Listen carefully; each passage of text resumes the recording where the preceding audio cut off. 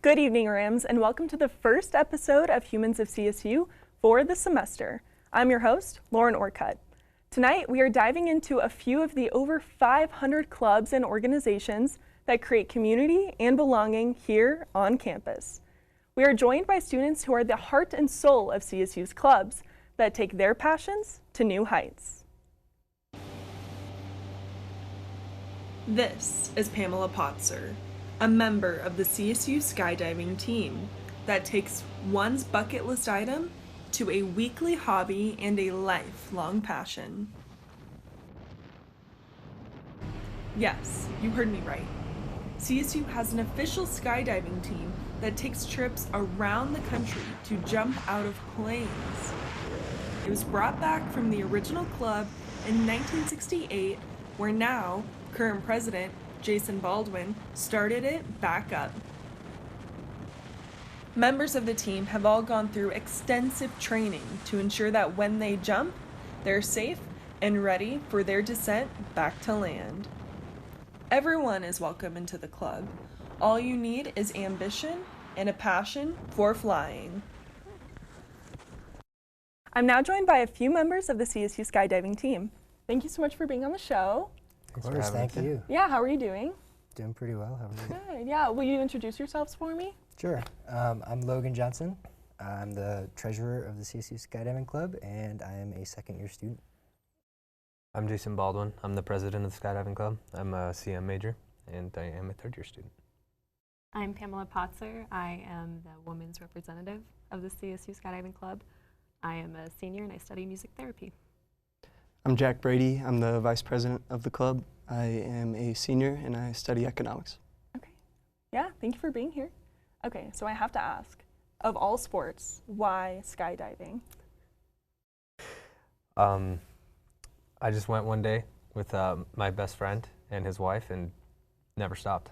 It's exhilarating and it's fun, and you get a really great community out of it. Yeah, how about you? I gotta say, like, my brother had his license, so he kind of pushed me to do it. And it was super, like, adrenaline rush for the first, like, 50 or 100 jumps. And then after that, the adrenaline kind of dies off, but still it is just, like, the most fun thing you can do. And it's a blast every single time. That's awesome. I would be absolutely terrified. I think the thing that would get me is the stomach drop. Does that actually happen when you come out of the plane? No, there's no stomach drop. No. When you jump out of the plane, you're in this 10-second kind of horizontal fall of the hill. And pretty much that when you hit that, you're already kind of getting up to terminal velocity. So once you get out of the hill, there's no drop, and you just go down and enjoy your time. Feels more like you're floating. Okay, wow. How about you, Pam? Like, how does it feel? Can you describe the feeling? It's like jumping out of a moving car. So, I mean, no one's ever done that before, but if you have a car that's going and you were to jump or put your window or your hand out of the window, you get that airspeed. So that airspeed is not gonna have you have that stomach drop. It feels like you're flying, to be honest. Wow, okay. And then how did you get into it? I'd always just wanted to do it, and after I did it my first time, I was immediately hooked. You know, it's like they said, it's so much fun and just kind of clears your mind. Nothing else you're thinking about when you're falling 12,000 feet. So yeah, it's fun. So are you the only people like that you know of who skydive, or like has your family skydived before? Well, both of my parents were skydivers. My dad started in like the early 80s, and my mom started later in the 80s, and they were instructors. So I grew up with those pictures and videos and wanted to do what they did. That's amazing. It's definitely exhilarating, I would imagine. I've never done it, but I think it'd be so cool. I know it's on most people's bucket list. So how often do you skydive? Pretty much every weekend. Like every weekend. It's open from Thursday to Monday right now, so we're there. And you can do, like, the most jumps I've done in a day is 8, so you really just crank them out every day. Really? So can you explain the process to me? Like, where do you go? How do you find like a pilot and a plane and all your gear? How does it all work?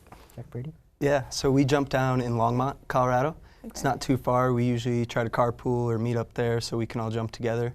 There's a skydiving drop zone, Mile High Skydiving Center, and that's where we jump at. That's where a lot of us learned, or at least have gotten a lot of jumps at recently. Okay. Mm-hmm. Cool. So you said 8 is the most that you've done. Mm-hmm. How about everyone else? Yeah, 8 in one day.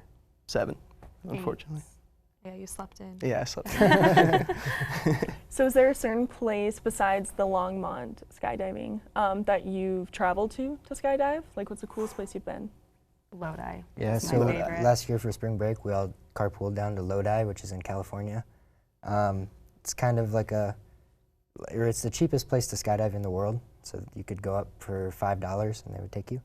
But yeah, it was just a ton of fun, just camping out and skydiving. And you did that all week? Did that all week. Yeah. We stopped in Salt Lake City too. We jumped there. That place is gorgeous. And we jumped down in Byron, California, which is a little bit outside of San Francisco. We got to fly over the hills and see the San Francisco Bridge in the sky. That's pretty cool. incredible. Yeah, it's great. It was time. pretty fun. Wow. So tell me more about this club. How did you all find it out? Like, I know you started the club up. So how did that come into fruition? I had my license and just, wanted other people to enjoy the sport. Jack and I actually took our canopy course together, and that's where we met. And then he went abroad for a semester. When he came back, it was already started, but it really kicked into full gear. And we just started recruiting people. We met Logan and Pam over the years, and it's just gone forward since. We've got a couple other licensed skydivers in the club as well, and we're hoping to get a couple more this year. Okay, awesome. So Pam, can you tell me a little bit more about you being the women's representative? What does the population of women compared to men look like in the club? So I think the number is 13%, but don't quote me on that. It's just a very small number compared to the men. So the United States Parachute Association created what we call the Sisters in Skydiving, which is a network for women who want to get into the sport. It's kind of like a sorority, but we jump out of planes instead of dress up in white dresses. But it's really cool. There's a great group of women out there who do it. That's amazing. So are you, do you have a focus on trying to recruit more women, or is it just kind of like open to everyone? Well, obviously it's open to everyone, but like, what's the recruiting process look like then? Basically, if you're a girl and you want to skydive, then come talk to me. I can hook you up with the CIS events, tell you what it's like to be a woman on a very male-dominated drop zone. It's a lot of fun. Great. All right. So last question before we get into your gear. What does this community provide for you? We have a thing called the Sky Fam, and I mean, that's what we are. Like, we go out there with our people at the drop zone, and it's just like family there. Like, it's just, we're comfortable with everybody. Well, we're jumping out of airplanes, flying at high speeds together. We got to trust each other. Right. And we did that trip down in over to Lodi. It's a good time. It's a good place. We have a thing in common that's not a lot of other people do have. So it's really gives us a lot. Yeah. It's like crazy. Like, I'll walk around with my closing pin necklace, and my professor, my biological psychology professor, stopped me, and she's a skydiver too. There was just like an instant connection between skydivers. It's really cool. Yeah, that's super cool. I'm sure most of the public can kind of relate to me in a sense of where you think skydiving is more like a one-time thing, not like a sport that people are super passionate about. And I think that's great that you're representing that here on campus. Yeah. Thanks. Yeah. So can you give us a rundown of your equipment and what you brought to show us? I'll start because I brought my helmet. Okay. So, yeah. So this is the newest helmet. It's called the Cookie G4. We have our logo on the side. We all wear it on the right side. And it's really, it's not going to protect you for the most part if something happens, but it's more for the sound because the wind is pretty loud. I see. So, yeah, this is the helmet. And then down here,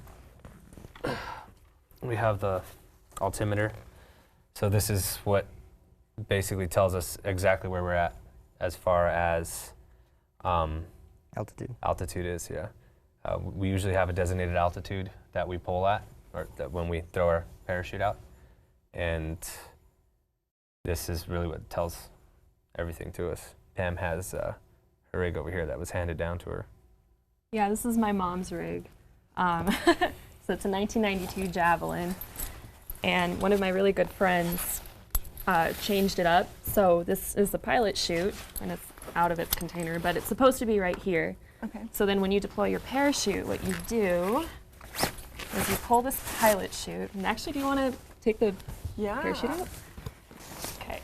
So just pull it really hard. You might have to. Oh, like actually pull it. So that'll take the closing pin out.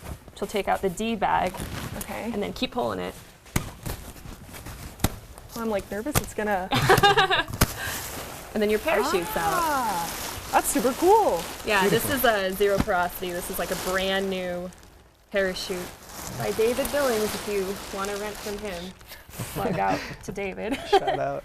So this, okay, you just pulling that out, like how hard is it to put it all back together? It's a very complicated Packing a process. parachute is not fun.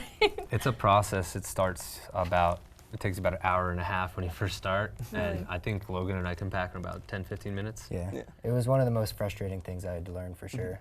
It was no fun. When I started packing, I was like, I'm going to have to quit skydiving. There's no way I can do this. You don't want to get it wrong, that's for sure. So. They're meant to open though. That's what I always tell myself when I just stuff it in. Do you see it right now? Like how it's kind of getting fluffy? It's already filling with air when it's just sitting here. So when you're going at 120 miles per hour, it inflates really quickly. Right. But then what you also need to consider is if you have a malfunction. So that's where these little rings come in handy. So part of being a skydiver is knowing what to do in those cases. So these handles, one of them will cut away the parachute. So this is an example. This is called a 3-ring system. Okay. So if you were to pull this yellow handle, it pulls this wire out of the 3-ring system like this. And then your parachute will just leave, which is important when you have a malfunction. You want to get rid of that main parachute right away. And that 3-ring system was developed like, 90s. Because before then, we had something called a cape well, which was really hard to undo the parachute. But as the technology improved, you wanted to get that parachute off as fast as you could, which is why Bill Booth? Yes. Bill Booth invented the 3-ring system, Okay. which is really cool. I think it's fascinating. Yeah, this is super fascinating. Thank you so much for bringing this. I'm sorry you have to pack it up. It Right needed to be now? packed again. It was a really bad back job. Well, thank you also for being here. Yeah, Thank you for your thank you very time. I'm much. really excited about like getting to know more about your club. So yeah, Thank you. Thank you. All right. So don't go away, Rams. We have a club coming up next that will blow your mind.